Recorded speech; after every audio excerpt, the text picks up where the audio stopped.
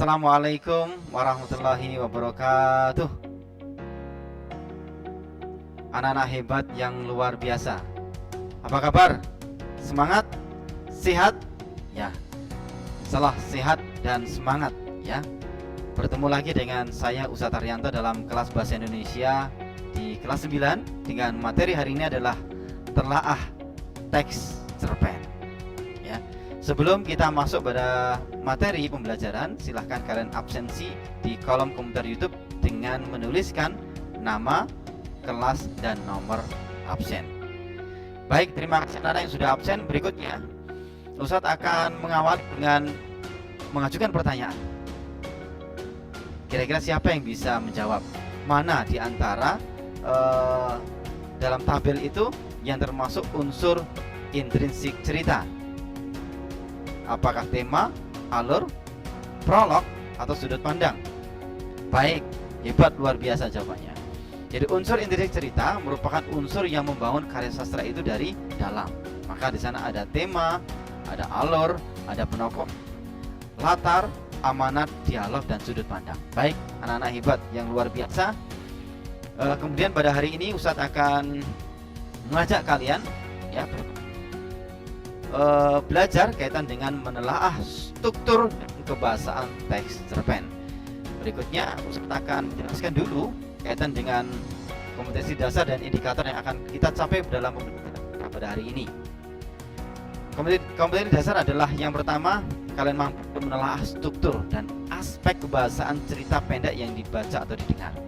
Nah, indikatornya ada mampu menyebutkan, menjelaskan, menentukan, analisis struktur, dan ciri-ciri kebahasaan teks cerpen.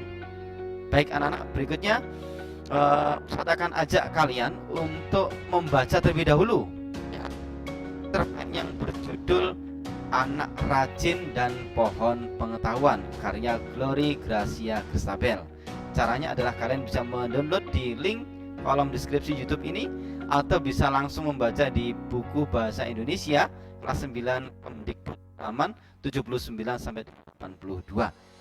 Berikutnya, baik anak-anak hebat yang luar biasa, setelah kalian membaca ya, apa pertanyaan yang muncul dalam benak kalian?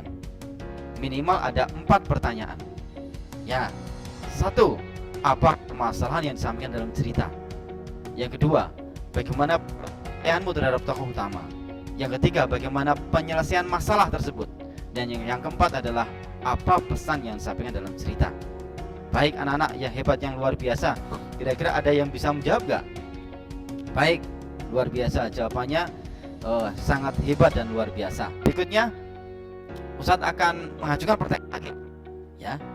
Bagaimana yang kamu ketahui tentang struktur teks cerpen? Bagaimana yang kamu ketahui tentang aspek bahasaan teks cerpen? Ada yang bisa menjawab? Baik, struktur teks cerpen ya ada 4 ya, ada 4. Apa itu? Yang pertama ya, berikutnya yang pertama adalah orientasi, yang kedua komplikasi, yang ketiga rangkaian peristiwa, dan yang keempat adalah apa? Resolusi. Hebat, luar biasa jawabannya ya.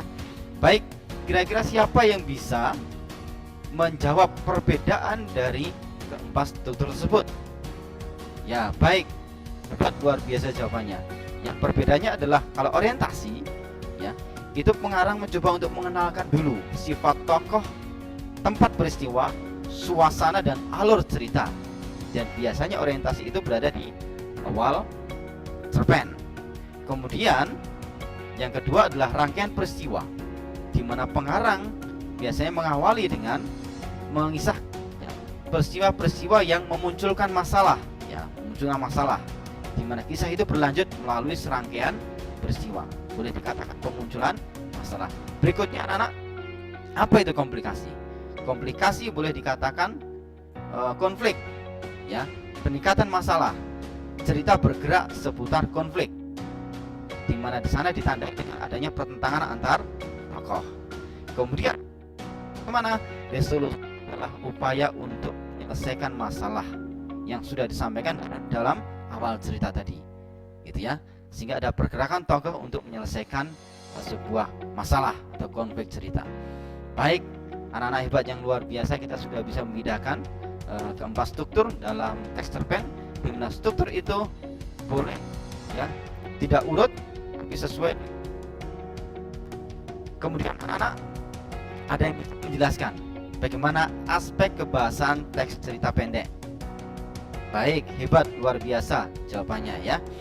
Dimana aspek kebahasaan dalam teks cerita pendek ada 5. Apa itu? Yang ya bahasa atau majas. Yang kedua, pertanyaan retoris. Yang ketiga, penggunaan kata ganti orang yang dilihat dari sudut pandang cerita. Yang keempat, penggunaan kalimat deskriptif, dan kelima ekspresif.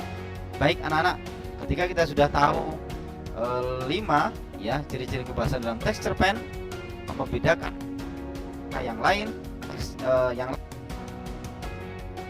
yang bisa menjelaskan perbedaan dari kelima aspek kebahasaan tersebut. Apakah ada yang bisa menjawab? Baik, hebat, luar biasa ya. Baik ya, untuk gaya bahasa atau majas anak-anak ya, kalau sering muncul itu ada 4 majas ya, majas itu ya.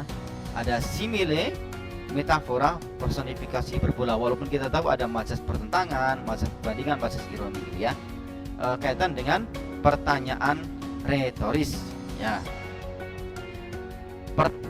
Apa sih? Nah, pertanyaan retoris contohnya ini ada, bukankah ya pernahkah tinggal di rumah apung di sungai? Pertanyaan itu tidak perlu dijawab ya, jadi tidak perlu dijawab. Yang retoris adalah pertanyaan kan jawaban ya. Berikutnya adalah kata ganti orang dilihat dari sudut pandang cerita anak-anak ya. Pengarang menggunakan sudut pandang orang tiga. Ketika orang pertama menggunakan kata aku ya, orang menggunakan kata dia atau menggunakan orang ya. Kemudian berikutnya penggunaan kalimat deskriptif anak-anak ya, di mana pengarang mencoba untuk melukiskan, menggambarkan sesuatu sehingga pembaca seolah-olah bisa mendengar, merasakan ya. Di mana kita lihat ketika menggambarkan suasana, tempat, tokoh, latar cerita. Berikutnya penggunaan kalimat ekspresif. Ini juga ada dalam teks cerita pendek ya. Di mana kalimat ekspresif anak-anak ya, mana penggunaan kata-kata itu untuk mengungkapkan perasaan, mengekspresikan perasaan pengarang melalui tuturan tokoh, dan biasanya ditandai dengan ada kata seru atau interjeksi, kata serapan, atau penggunaan simbol-simbol tertentu.